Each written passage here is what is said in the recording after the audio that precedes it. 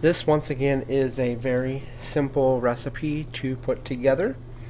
You can make any alterations you want to it. But for this particular recipe, I am using no salt added corn.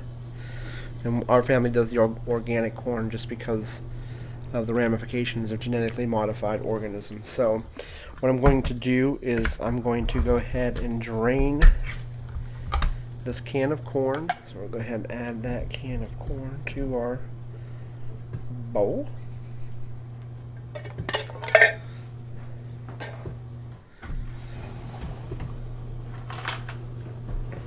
And then to this, we are going to add about a half. Well, this says the corn. It says the recipe called for about 24 ounces. That was a 15-ounce can of corn, which we find to be pretty reasonable for our family. So to this, now you don't have to write this recipe down. It'll be in the description below. Half a cup of red onion, and I have mine already frozen, pre-cut and frozen. I just find that it's easier to take the day you do your grocery haul or the day after and then just go through and cut up all your stuff that you need in bulk and then just freeze it. This recipe, once again, is to your taste and your likings. You can add as much or as little as you want to it. Alright, now that is frozen, but it's about an hour before we actually eat this, so it's alright. It'll thaw out, mix just fine. Alright, and then to this, I am going to, the recipe calls for 2 jalapeños that are cut and steamed, or cut, seeded, and then chopped finely. But you know, we don't have the opportunity to go to the store every day. So what I'm going to do is I'm substituting that jalapeno with just some red crushed pepper flakes.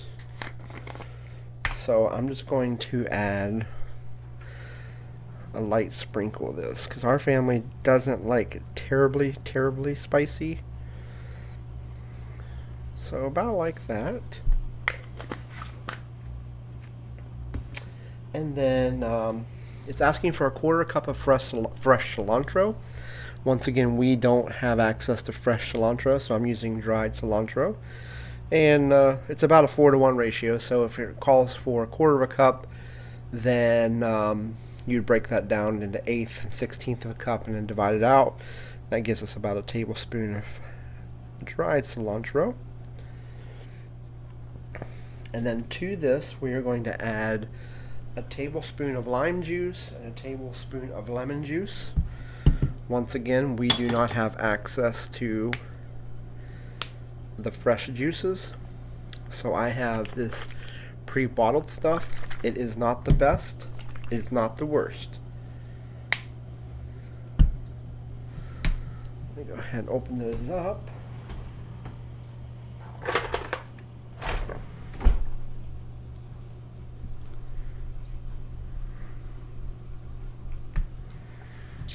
Let's go ahead and prick a little hole in the top of those. So it's asking for a tablespoon of lime,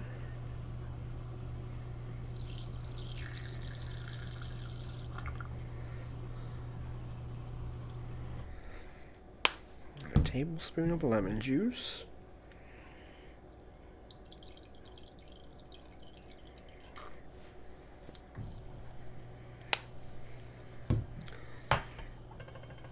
and then finally it is asking for salt. Now remind you, this salt was unsalted, so you may have to actually add a little bit more salt. I put in here about a teaspoon of salt. So let's go ahead, mix this together.